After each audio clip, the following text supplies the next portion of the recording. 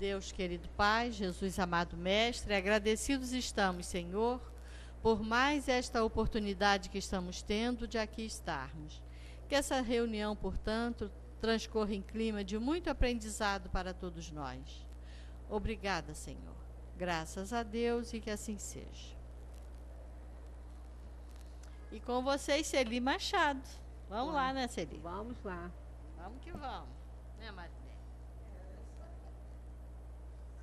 Vamos achar aqui o...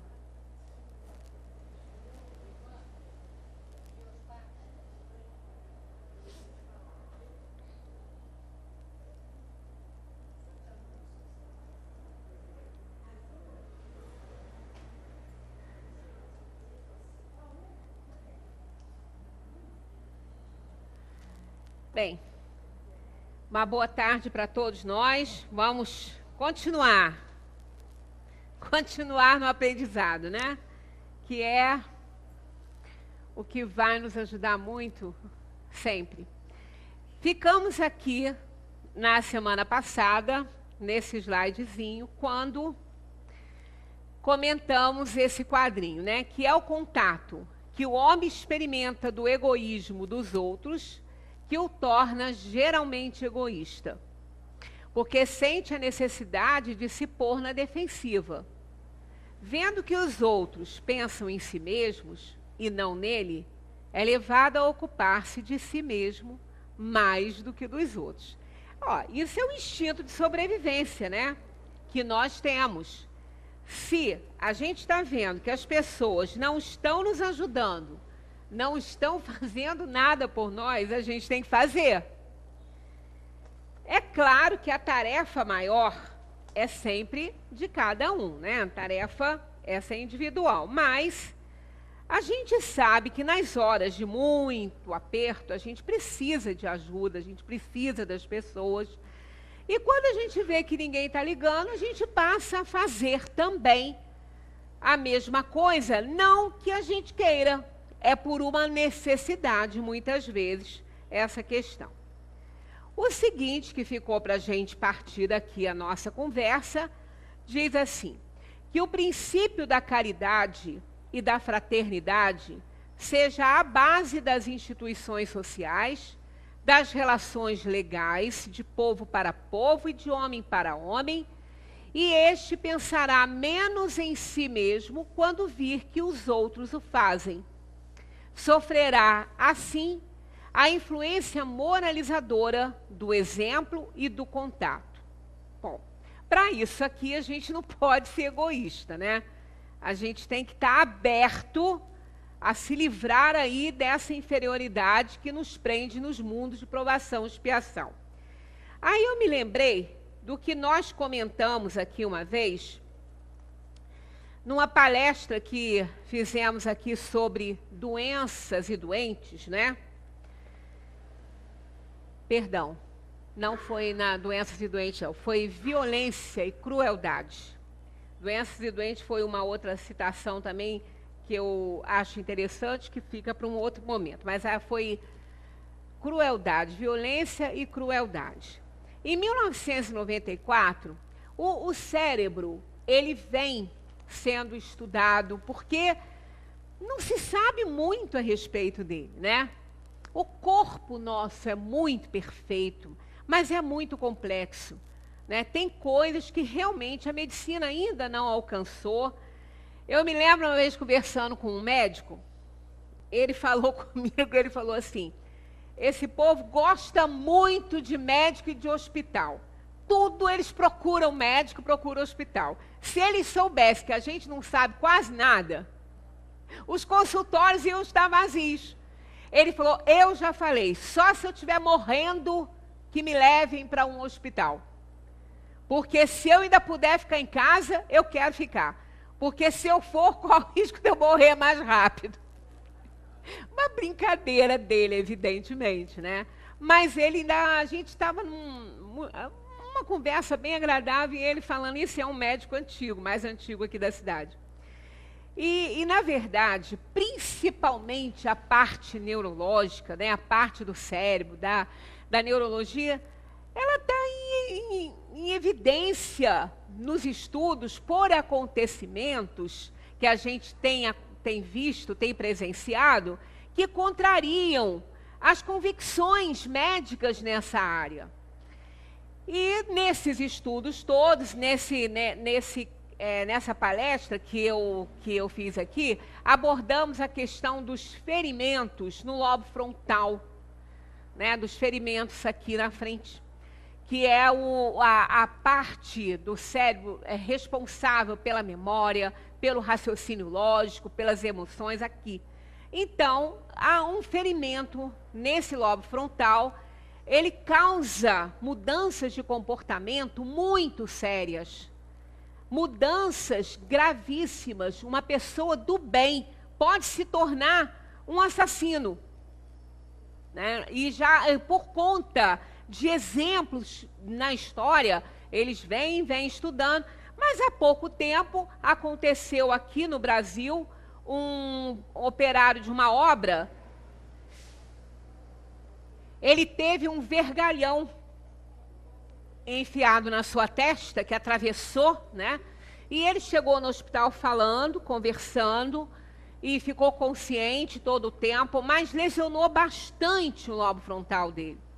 E aí ele ficou em observação o tempo todo, e depois, quando foi para casa também, porque os médicos estavam esperando uma mudança de comportamento, e como ele era casado, né, eu não sei se ele já tinha um filho e depois veio um outro bebê, mas eles ficaram preocupados, porque as pessoas tendem a ficar muito agressivas, né, com atitudes violentas mesmo. E nada aconteceu com ele, né? Ele continuou a mesma pessoa do bem que ele era. Foi pai novamente, se já não tinha, eu acho que ele já tinha um, mas foi pai depois desse acidente dele, não aconteceu nada. Então ele contrariou tudo, né? Tudo que a neurologia conhecia nessa área aí. Ele foi ser estudado há pouco tempo, ele ainda estava sendo estudado pela maior autoridade, né, nessa área, porque não conseguia entender realmente. Depois um dia eu trago toda essa palestra para a gente fazer aqui. Aí, nesse estudo, nessa pesquisa que eu estava fazendo sobre essa parte aí, encontramos a última descoberta da neurologia, que aconteceu em 1994. São as últimas, né? A última descoberta são os neurônios espelho. Há pouco tempo, aquele doutor Fernando, que vai para a televisão, estava falando sobre esses neurônios espelho. Eu até copiei direitinho para a gente não perder nada. Olha o que diz essa pesquisa, essa descoberta. Os neurônios espelhos foram descobertos acidentalmente em 1994, onde, após observarem a atividade cerebral de um macaco através de eletrodos do cérebro, constataram que a observação de uma ação de pegar comida ativava as áreas do cérebro do observador, que eram estimuladas pela ação do outro indivíduo, ou seja, para o cérebro do macaco, era como se ele mesmo estivesse pegando a comida. Ele não tinha comida. Ele estava observando aquele cientista comer. Ele estava num vidro, ele estava observando aquele cientista comer e ele estava ligado a aparelhos. Então, o que aconteceu foi que a mesma área do cérebro de quem estava comendo, do cientista que estava se alimentando na frente do macaco, a mesma área foi ativada nesse macaco, que não estava comendo, ele só estava vendo o outro comer. E ele nem estava fazendo nenhum gesto para comer, ele só estava observando. A observação do outro, né, do cientista se alimentando, ativou nele a área, como se ele estivesse comendo também. Olha que coisa maravilhosa, né? Esse tipo de neurônio foi encontrado também em outros animais, inclusive em humanos, graças a Deus, né? E após vários outros estudos, foi constatado que a percepção visual era responsável por iniciar uma simulação interna dos atos dos outros. Outros experimentos mostraram que, ao ver uma pessoa emitindo uma expressão de tristeza, os neurônios se ativavam como forma de reproduzir internamente a mesma tristeza. Resumindo, duas funções foram constatadas nos neurônios espelhos: imitação e empatia. Olha que coisa maravilhosa que é o nosso corpo, né? Realmente, o Criador, na sua perfeição absoluta, né? Não tinha como fazer nada melhor para nós. O nosso corpo, esse templo que a gente usa, né, em cada personalidade que a gente adquire na nossa caminhada evolutiva, nos ajuda em todos os sentidos. Ele é capaz de frear situações, ele é capaz de liberar atividades. Então, ele, o cérebro, é aquele que nos auxilia a não fazer mais bobagem do que a gente já faria se não tivesse essa organização tão perfeita. Tanto que quando ele tem problemas, quando ele é lesionado, as pessoas ficam mais liberadas, as aptidões e as tendências ficam mais liberadas por causa daquela lesão no local que seria ali um limite, um freio para a pessoa, e, no entanto, a pessoa muda de comportamento. Então, o cérebro nos ajuda a nos esforçarmos para a gente ser melhor. Nesse caso aqui, esses neurônios espelho tem tudo a ver com esse slide que a gente está lendo aí, ó. Que o princípio da caridade e da fraternidade seja a base das instituições sociais, das relações legais de povo para povo e de homem para homem. E este pensará menos em si mesmo quando vir que os outros o fazem. Sofrerá, assim, a influência moralizadora do exemplo e do contato. Então, a gente observando, porque esses neurônios espelhos, eles são ativados quando a gente observa alguém fazer alguma coisa, seja para o bem ou seja para o mal. Agora, não vamos achar que as pessoas que estão fazendo mal, por conta desses neurônios, não. Eles são ativados porque a pessoa tem tendência. Inclusive, isso foi também esclarecido na pesquisa. Somente são ativados os neurônios caso a pessoa esteja apta para exercer a ação. Isto é, ela tem que ter a conformação biológica para tal e tem que ter tendência para isso, né? Então, se uma pessoa que tem tendência para o mal, ela vê uma atividade assim, ela se junta, esses neurônios vão se ativar e vão estimulá-la a fazer a mesma coisa. É o que pode explicar essas violências coletivas na rua contra algumas pessoas, né? Há um tempo atrás, uma professora foi morta porque foi confundida com não sei quem aí na internet, que parece que roubava criança para fazer maldade, umas coisas assim. E ela começou a ser espancada e as pessoas começaram a se juntar, sem saber o que estava acontecendo e por que estava acontecendo e com quem estava acontecendo. As pessoas começaram a bater e a chutar, não sabia de nada. E alguns que foram presos perguntaram: por que, fulano, que você estava fazendo isso? Você conhecia a pessoa, você sabia do caso? Eu não, eu vi todo mundo fazendo, eu fiz também. Está vendo?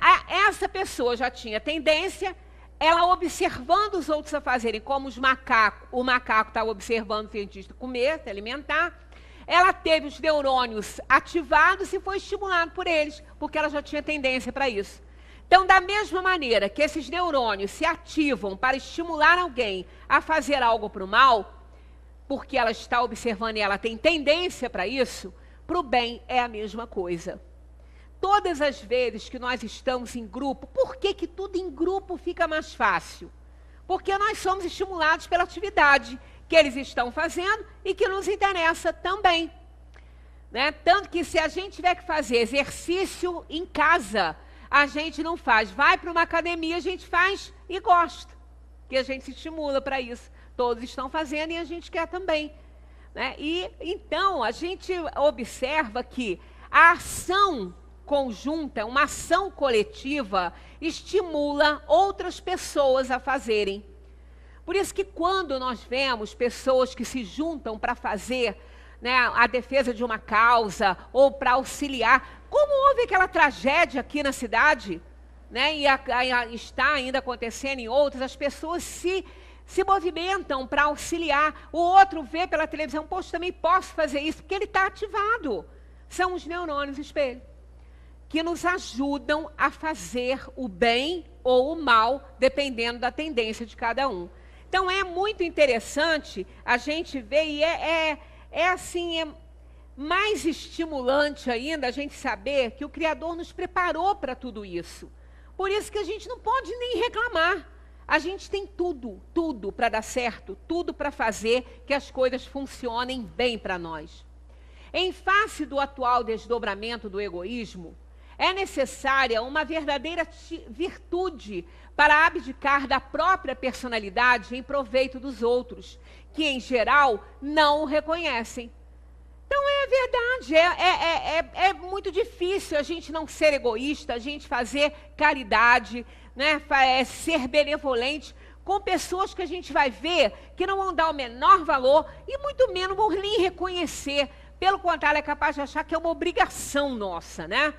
Não tem a menor gratidão. Mas ninguém tem que fazer o bem esperando gratidão da pessoa que recebeu. Porque nós não estamos vendendo. Amor, solidariedade, caridade, não é moeda, não é para vender, não é mercadoria para se vender, né, para ter alguma coisa em troca. É a esses que possuem essa virtude, que não se incomodam com isso, né, que está aberto o reino dos céus, que está reservada a felicidade dos eleitos. Essa palavra eleitos, né, dá a impressão, então Deus tem seus eleitos. Não, ele não tem eleitos particulares, logicamente, mas aquele que faz por merecer, que ajuda pelo simples propósito de ajudar, ele se elege filho de Deus com mais propriedade, porque ele está na obediência à lei divina. Então não é que Deus o elege assim, é ele que faz por onde de se eleger, de se melhorar para ser mais dignamente chamado filhos de Deus, né, de aproveitar a essência divina que a gente carrega. Pois em verdade vos digo que no dia do juízo, quem quer que não tenha pensado senão em si mesmo, será posto de lado e sofrerá no abandono. Aí vem aquela questão, poxa, mas Deus vai abandonar? Um pai não abandona, aqui na terra, um pai que ama seu filho, não abandona seu filho quando ele faz coisa errada, Deus nos abandona? Esse abandono aí não é de Deus, não é Deus que vai nos abandonar. Esse juízo final não é a tribuna divina que está fazendo isso, apontando um dedo, você fez isso, você fez aquilo, agora você vai ficar sozinho, abandonado, você vai ficar sem nenhum recurso. Não, não é assim que funciona. Somos nós que fazemos isso conosco. Por quê? Começa na terra esse abandono. Começa aqui. Não precisa esperar que vá até lá, que vai chegar depois que a gente desencarnar, não. O egoísmo leva à solidão. O egoísta, ele acaba sozinho. Ele acaba solitário, porque ninguém aguenta. A gente já falou isso aqui. Ninguém suporta uma pessoa egoísta. Só quem tem por ele um amor incondicional que vai ficar, que vai auxiliar. Porque o nosso amor pelo próximo não é incondicional. Às vezes, nem de pai e mãe para filho é. Dependendo do comprometimento que esses pais e esses filhos têm entre si. O ideal é ter esse amor incondicional, mas a gente ainda não tem, somos espíritos inferiores. Então, só um amor incondicional pode fazer que uma pessoa fique auxiliando ad eterno um egoísta, porque a gente não suporta.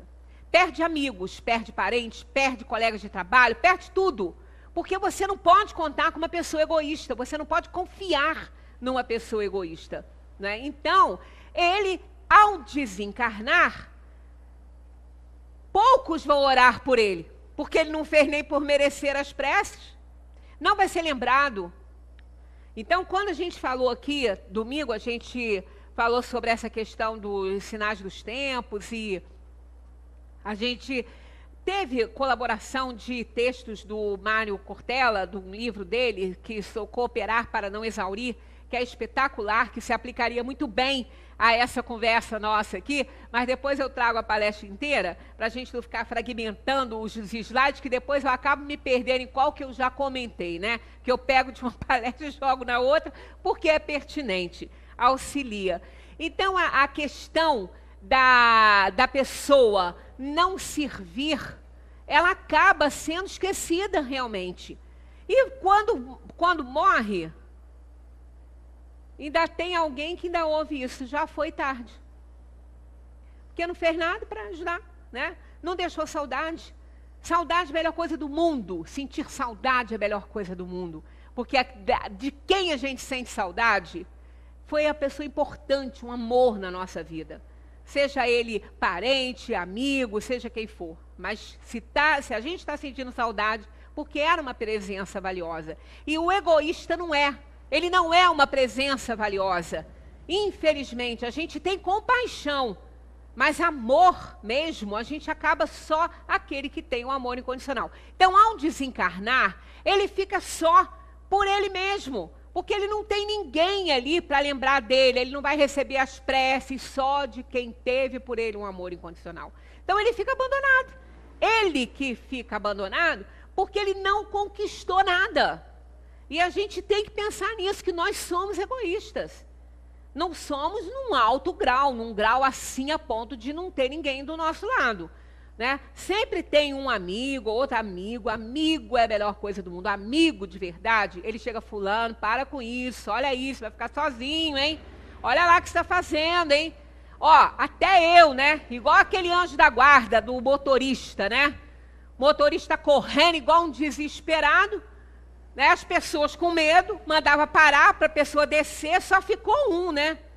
E ele, correndo. Ele falava para todas as pessoas, não precisa se preocupar não, meu santo é forte, meu santo é forte. Teve uma hora que aquele que ficou, falou, motorista, para que eu vou descer. Não precisa ficar com medo não, meu santo é forte. Ele falou, eu sou seu santo. Para aí que eu vou descer, né? Então, é assim. A pessoa vai. Chega um ponto que até aquele amigo fala assim, olha, eu não aguento mais você não, dá um tempo, tá? Vamos dar um tempinho, porque não dá não, né? Então, infelizmente, é assim que acontece, né?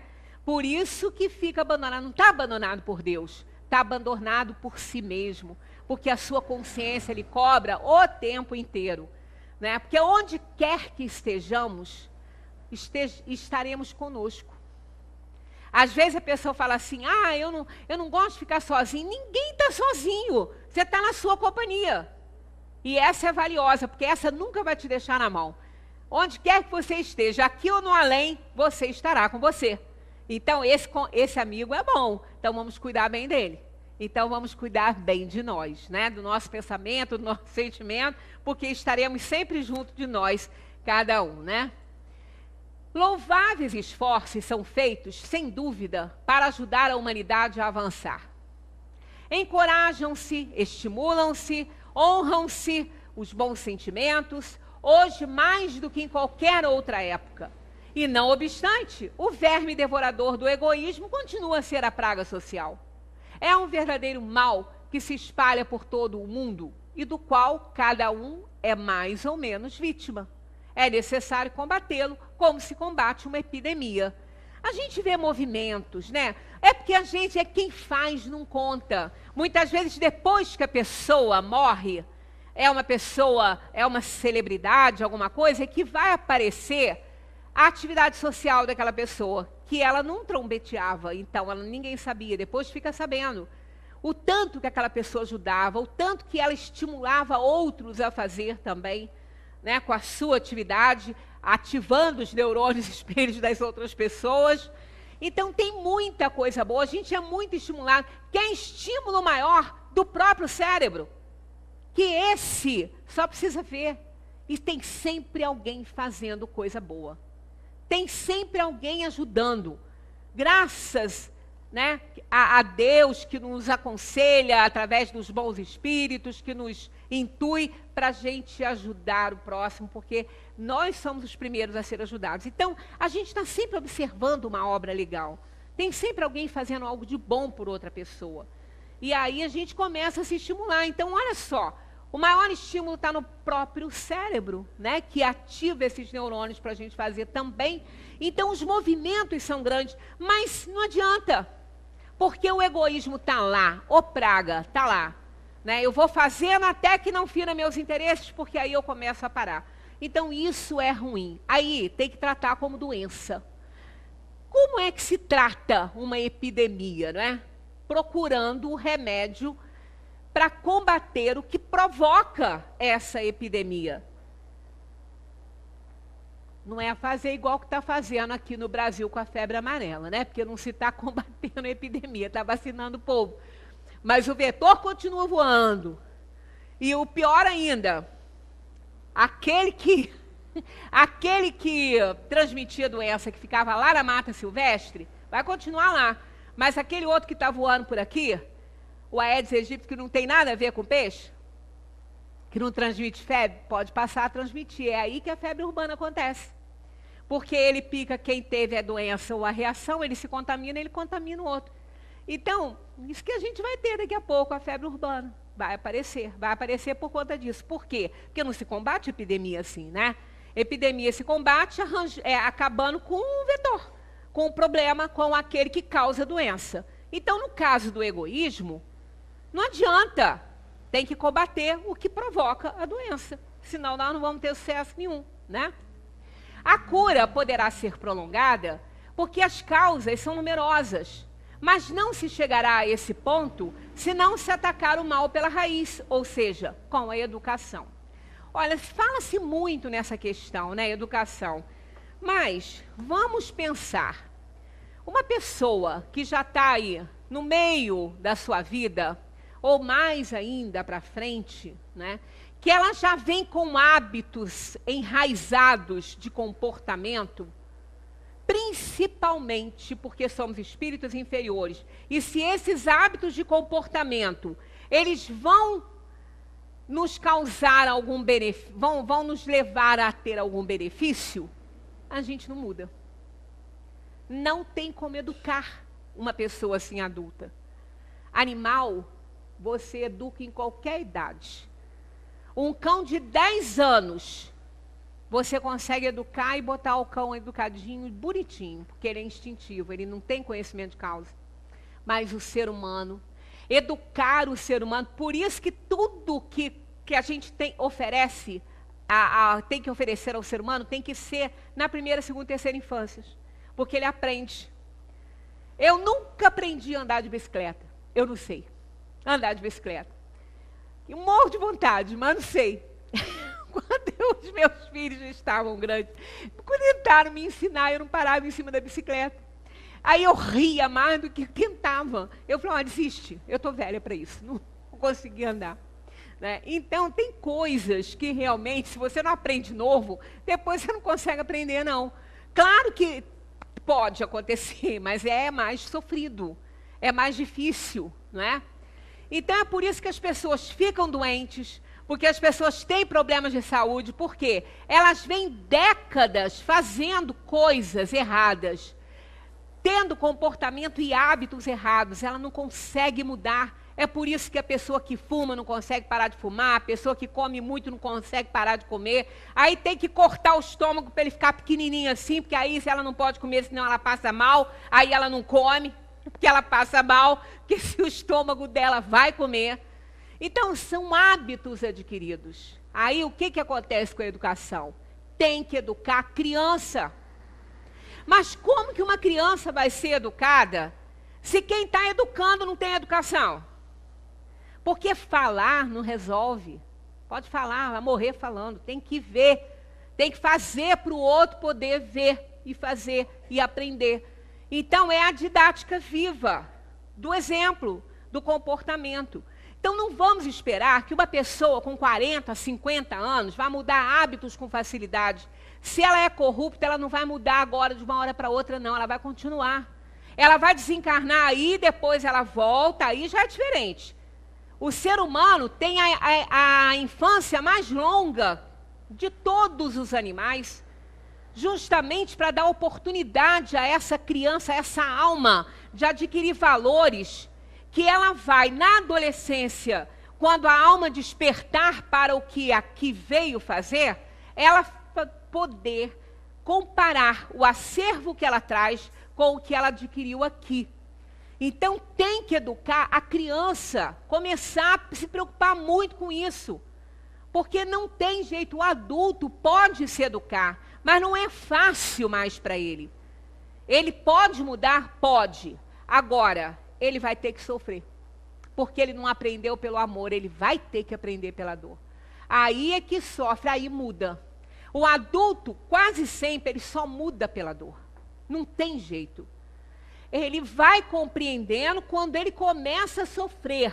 Aí ele começa a ter essa necessidade. Só pela educação, que é o amor, ele não vai aprender com facilidade. Não estamos dizendo que ele não vai aprender, mas com facilidade não vai, não, né? Não é fácil. Não é essa educação que tende a fazer homens instruídos, mas a que tende a fazer homens de bem. A educação, se for bem compreendida, será a chave do progresso moral. Quando se conhecer a arte de manejar os caracteres, como se conhece a de manejar as inteligências, poder-se-á endireitá-los da mesma maneira como se endireitam as plantas novas. Conversando uma vez com uma pessoa bem chegada, estávamos assim, o que a gente mudaria se a gente voltasse, né? É tão bom fazer essa reflexão de conversa, jogando conversa fora. Hora de papo que não é nem reto, né? Hora de papo cheio de curva. O que você mudaria se você voltasse, né? Aí a gente começa a pensar, a refletir, o que eu posso ter feito de tão errado ou de tão certo para continuar, e o errado, o que eu posso mudar? A pessoa virou para mim e falou assim, eu não mudaria nada. E essa pessoa tem idade. Aí eu falei, como assim, você não mudaria nada? Ele falou, eu não mudaria nada. Eu falei, meu Deus, socorro. Se em décadas de vida você não aprendeu nada para mudar comportamentos de 60 anos atrás, é dureza, hein? Porque, olha, você aprende num dia, numa hora, que dirá em 60 anos. Em 6 décadas, a pessoa não aprendeu, então acha que fez tudo certo. Olha o problema enraizado. É uma pessoa legal, é uma pessoa boa, de bons hábitos, mas não é perfeito. Então não é possível que não reprovasse nada para trás. É porque não enxerga. É porque não doeu ainda. Mas pode doer, né? Ainda está em tempo, pode doer. É por isso que a dor salva. Porque a dor nos recoloca no trilho da obediência. É um aguilhão de aperfeiçoamento. Infelizmente, a gente não veio para sofrer, mas é através dela que muitas vezes o adulto se corrige. A criança corrige-se pelo amor, mas o adulto quase sempre pela dor.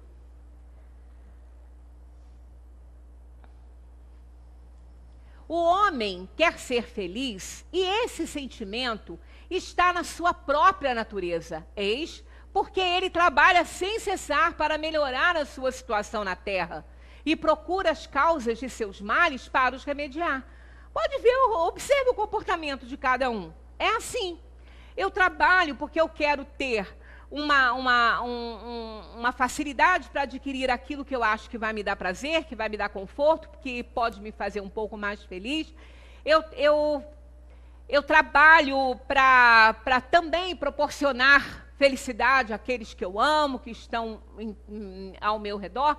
Eu me trato porque eu preciso melhorar das minhas dores, eu procuro resolver os meus problemas, porque com dor eu não consigo ser feliz. Então a gente quer felicidade, todos nós queremos felicidade. Nós vivemos para buscar felicidade. Essa é a verdade. Tudo que a gente faz é para buscar felicidade. Quando a gente faz uma bobagem, quando alguém até mata o outro, olha, eu fiz isso por nós. Roubou, eu fiz isso por nós. Por nós quem?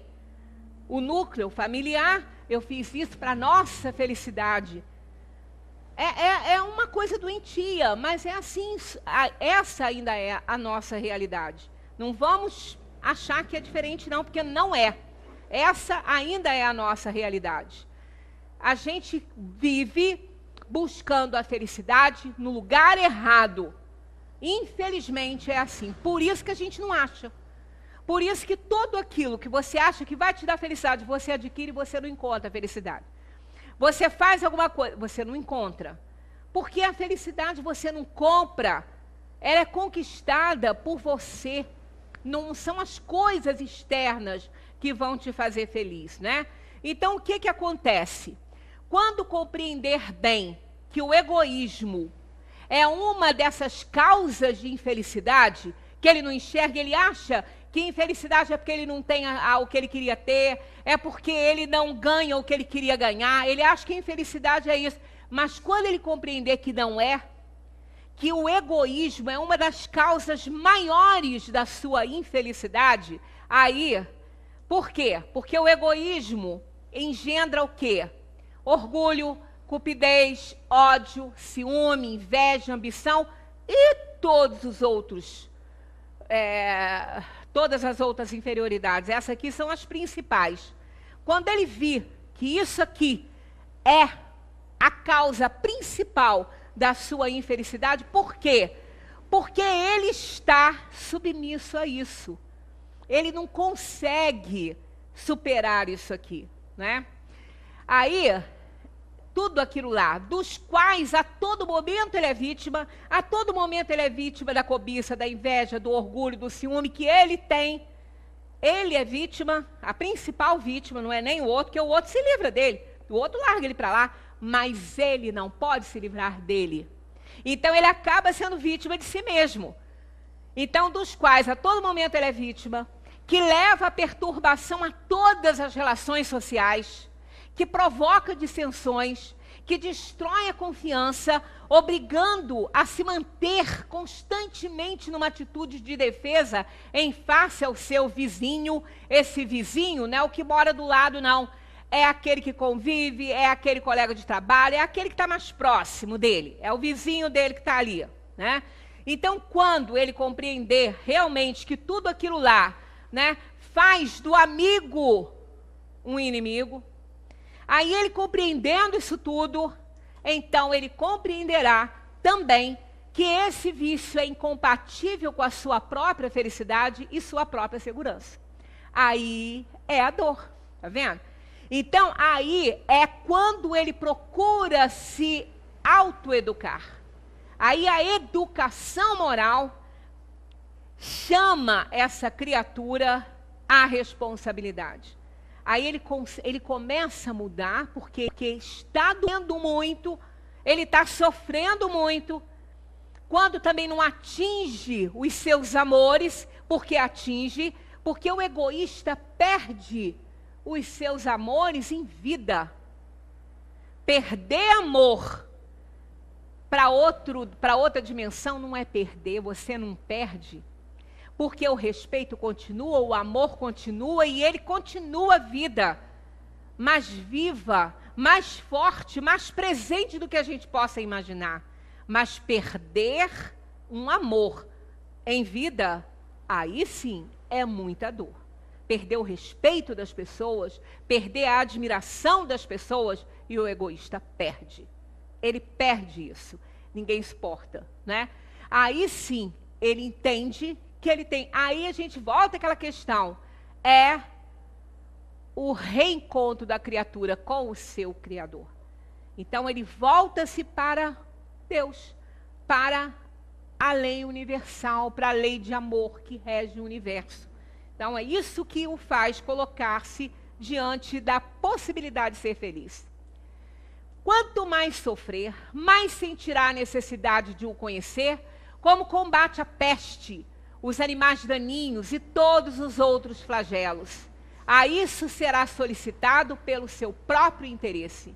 Então, quando a gente pode fazer isso por aquela alma que está ali iniciando a sua vida, oferecer bons valores a ela, amor, respeito, despertar o respeito a tudo que é respeitável, a tudo que existe, a tudo da criação, ela tem um arsenal bom para ela comparar com o que ela traz. Aí ela tem uma oportunidade enorme de ser uma pessoa de bem, uma pessoa boa, correta, honesta, né? que não vai se deixar, vai ser o sal da terra. Qual é? Por quê? Porque o sal é incorruptível. Sal não se corrompe. Todo mundo já bebeu sorinho para hidratação, né? Aquele que a gente faz em casa, todo mundo bebe, todo mundo faz, mas ele é assim, ele é milagroso, aquele sorinho. Num copo d'água, tem até a órgão público uma vez andou distribuindo a colherzinha, né? O açúcar é bem mais. Uma colher de sopa rasa de açúcar e uma pitada de sal. A água fica salobra. É ruim até para beber. É uma colher de açúcar para uma pitada de sal, a pontinha de sal na colher, uma pontinha. Então, olha como que o sal é forte. Ele não se deixa corromper, ele é presente. Aonde tem sal não nasce nada na terra. Então, ele é incorruptível. E aí, essas pessoas se tornam o sal da terra, que Jesus falava, sois o sal da terra. Seja o sal da terra e a luz do mundo. Então, por quê? Porque o sal é incorruptível. Então, quando a gente pode oferecer isso para as crianças, e é o que não está acontecendo, as crianças estão chamando babás de mãe, porque não vê a mãe, não vê o pai. Aí enche de presentes caríssimos, mas não é isso que ele quer. Então tem que aproveitar a primeira, segunda, terceira infância, porque senão vai dar um adulto igual ao pai, igual à mãe, ou pior, né, com os mesmos hábitos, e aí depois vai sofrer para aprender, né? Não tem jeito, tem que ser assim. O egoísmo é a fonte de todos os vícios, como a caridade é a fonte de todas as virtudes. Destruir um e desenvolver a outra deve ser alvo de todos os esforços do homem, se ele deseja assegurar a sua felicidade desse mundo, tanto quanto no futuro. Então ele precisa, não tem jeito, né? Fora da caridade não há salvação. Não tem jeito. Nós não podemos, de forma nenhuma, achar que a gente pode vencer sem caridade. Não há salvação de quê? Não há salvação do mundo, né? Não há salvação das coisas. Não há salvação de nada. A pessoa que não serve aos outros, ela não serve para viver nem para ela. Ela vai ter hábitos bons nem para ela. Eu corri mais um pouquinho, porque eu vou procurar aqui, porque eu acho valioso esses últimos slides que a gente usou na palestra de domingo, que é essa contribuição do professor Mário Sérgio Cortella. Cooperar para não exaurir. Aí está aqui um começozinho que também se aplica a nossa aqui, né? Olho por olho, e o mundo acabará bem cego. Sempre houve o suficiente no mundo para todas as necessidades humanas. Nunca haverá o suficiente para a cobiça humana, né? Isso é a verdade. Então, aqui, o professor Mário Sérgio Cortella faz, num dos seus livros, essa observação, cooperar para não exaurir. Cooperação. Como deve ser essa cooperação? Quer dizer, como a gente pode já ir se livrando, né, do nosso egoísmo, né? Então, é uma cooperação como atitude ética, como valor negocial, como princípio para o lucro higiênico e como meta solidária e auxiliadora de paz. Adorei essa aqui. Esse lucro higiênico, adorei essa expressão. É muito bom mesmo. Vamos analisar cada uma das cooperações. Olha só.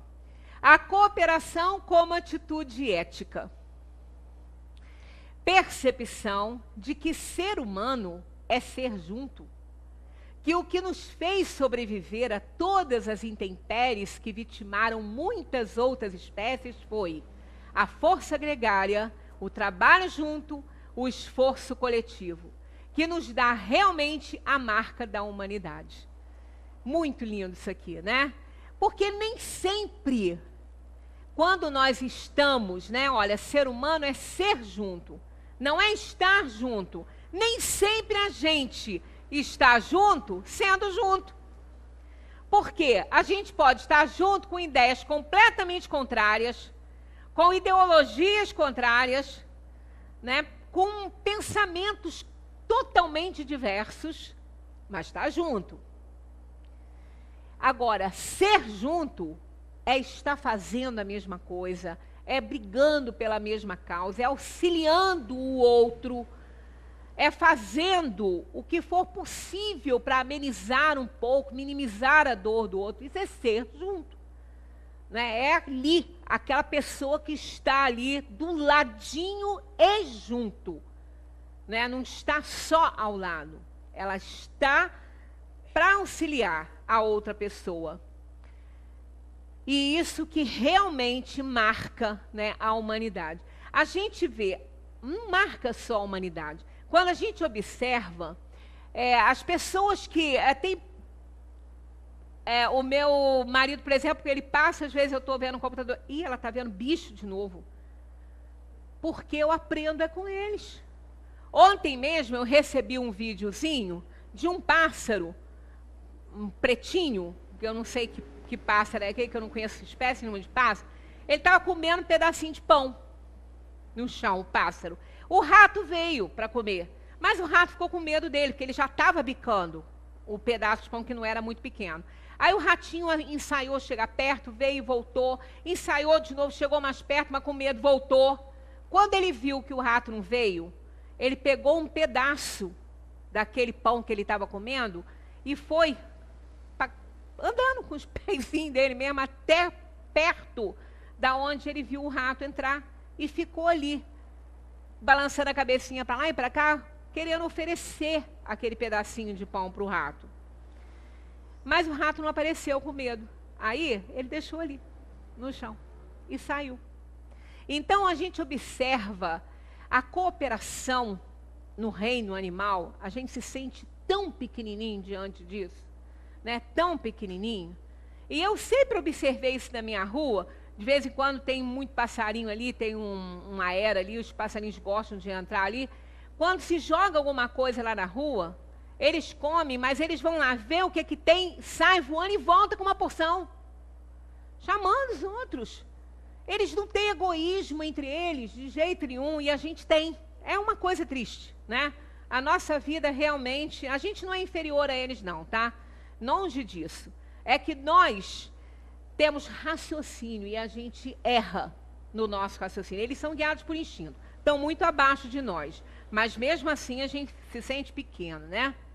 Cooperação como valor negocial. A importância de agregar, está faltando um R aqui, de agregar forças de modo nítido e com igualdade de direitos, incrementa as competências e recursos e eleva o lugar de cada um em meio a todos. Tá vendo? Olha só, a importância de agregar forças de modo nítido e com igualdade de direitos. Não é competição, não é ficar competindo quem sabe mais. Todo mundo sabe algo. E todo mundo tem certeza que tem gente que sabe mais do que ele, que tem gente que sabe menos. Então é juntar conhecimento. É juntar as forças da inteligência para fazer o bem. Não é competir quem faz melhor ou mais. É juntar as forças. Cooperação como princípio para o lucro higiênico. Adorei essa expressão. Acolhe a lucratividade como justa remuneração. Olha só, não é só como remuneração, é como justa remuneração e retorno do esforço feito e da inteligência empregada, sem que se admita que quaisquer meios são válidos para consegui-lo, pois sabe que nem toda vitória é honrosa e nem todo sucesso é decente. Por isso que é um lucro higiênico, é um lucro limpo, é resultado da justa remuneração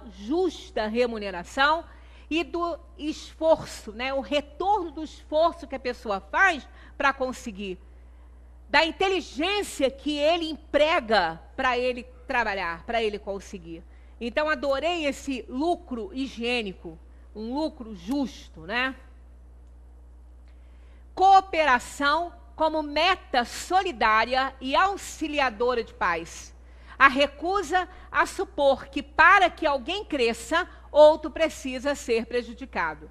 Além de se saber que paz não advém da ausência de conflito, uma vez que este é inerente à vida de grupo. Não é? Então, olha só, conflito nós vamos ter sempre, porque são cabeças diferentes, são propostas diferentes, argumentos divergentes, mas não precisa brigar, né? Não precisa ficar inimigo, porque isso faz parte da vida. Então, é importante isso aqui. Ninguém precisa puxar o tapete de ninguém, ninguém precisa prejudicar ninguém para estar em evidência de jeito nenhum. Há um lugar para todas as inteligências, para todas as pessoas, para todos os talentos aqui no mundo. Há nesta empreitada uma arte de cooperar. O egoísta não pode cooperar, né? Que exige muitas virtudes: espírito de desprendimento, vontade de partilhar ou de partilha, também resolve, persistência dedicada, flexibilidade de posições, procura de harmonia e sinceridade. Então, para cooperar, tem que ter isso aqui.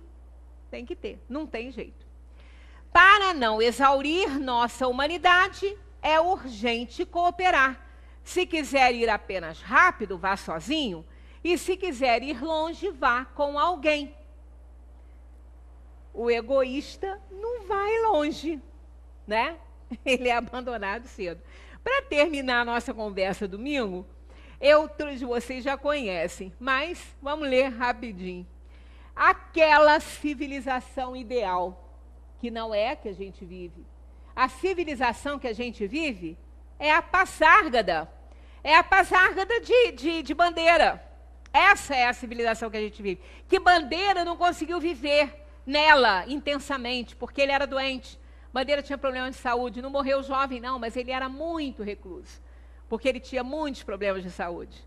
Né? Então, ele sonhou com uma Passárgada. O que era Passárgada? Passárgada era uma cidadezinha lá da antiga Pérsia. Hoje é um centrozinho arqueológico, é um círculo arqueológico.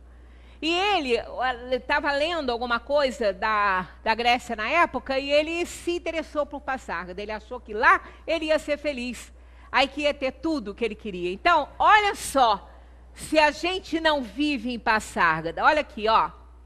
Vou-me embora para Passárgada, porque lá sou amigo do rei. Lá tem uma mulher que eu quero na cama que escolherei. Vou-me embora para Passárgada.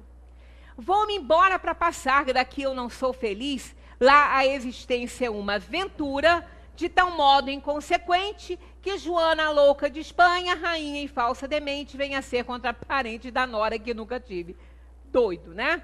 Então, fizemos uma paródia para a civilização ideal. A gente vive em Passárgada, mas a gente quer viver numa civilização melhor. Que tal em lá? Aqui. Vou-me embora para lá. Vou-me embora para lá. Em lá, sou amigo de todos. Todos têm os mesmos direitos, não existem privilégios, pois o direito de um termina onde começa o do outro. Vou-me embora para lá. Vou-me embora para lá. Aqui eu não sou feliz. Em lá, a existência é uma aventura com tanta responsabilidade que a justiça se exerce com imparcialidade. Não pode ser egoísta. O egoísta vive em Passárgada. Ah lá, sou amigo do rei, posso tudo. Privilégios, né? E como farei ginástica, andarei de bicicleta, montarei em burro brabo, subirei no pau de sebo, tomarei banhos de mar. E quando estiver cansado, deito na beira do rio. Mando chamar a mãe d'água para me contar histórias, que no tempo de eu menino, Rosa vinha me contar. Vamos embora para Passárgada. Rosa era uma serviçal da casa dele que ele amava. Ele tinha paixão pela Rosa. Nada de mal, só inconsequência, futilidadezinha, né? Em lá, as coisas são diferentes. Trabalharei sem cansar, sendo útil ao semelhante, levando fé e esperança a quem quer que precisar, respeitando tudo que existe por ser obra da criação. Em lá, o forte protege o fraco, sem interesse pessoal, não havendo preconceito em nenhuma situação. Não tem egoísmo ou cobiça, não tem orgulho ou vaidade, trabalhando simplesmente por devoção com humildade. Há quem diga que lá é muito chato viver em lá. Aí, continuando em Passárgada tem tudo, é outra civilização, tem um processo seguro de impedir a concepção, tem telefone automático, tem alcaloide à vontade, tem prostitutas bonitas pra gente namorar. A nossa Passárgada, né? Ah, mas em lá encontrarei a paz. É outra civilização, tem um processo seguro de garantir a evolução. Encontrarei mais bondade, boa fé e benevolência, e com reciprocidade, com certeza, a generosidade. E quando eu estiver mais triste, mas triste de não ter jeito, quando de noite me der vontade de me matar, lá sou amigo do rei, terei a mulher que eu quero, na cama que escolherei, vou-me embora para Passárgada. Encontrarei em lá, né? Em lá encontrarei a verdade nos hábitos intelectuais, onde os valores morais superam os materiais, onde sem temor a inteligência manifesta-se com liberdade, onde existe igualdade junto com a fraternidade. Vou-me embora para lá. Pois é, aqui, né? Quando as coisas não estão bem, a gente lembra que a gente tem privilégio. Ah, eu sou amigo do rei, né? Aí é que tá. Pode ser que a vida em lá não seja tão atraente assim, né? E a vida em Passárgada seja boa. Só que a gente não está gostando, porque a Passárgada é a nossa realidade, né? Então não está muito bom. Mas para viver em lá é necessário abdicar-se do egoísmo. E isso é difícil. Mas não é impossível, porque é um progresso. E a lei de progresso é uma lei de Deus e ninguém derroga. Todos nós deixaremos o egoísmo de lado. Mas quanto ainda teremos que reencarnar para isso? Cada um é que sabe. Cada um vai reencarnar o número de vezes necessário para quê? Para poder se desvencilhar do egoísmo. Então, mais uma vez, a gente lembra, né, Magui? Já vivemos séculos incontáveis e estamos à frente de milênios sem fim. Não adianta fugir disso, não. Se correr, o bicho pega, se ficar, o bicho come. Então, vamos fazer o trabalho melhor que pudermos para a gente sair dessa inferioridade tão nociva à nossa felicidade. Muita paz para todos.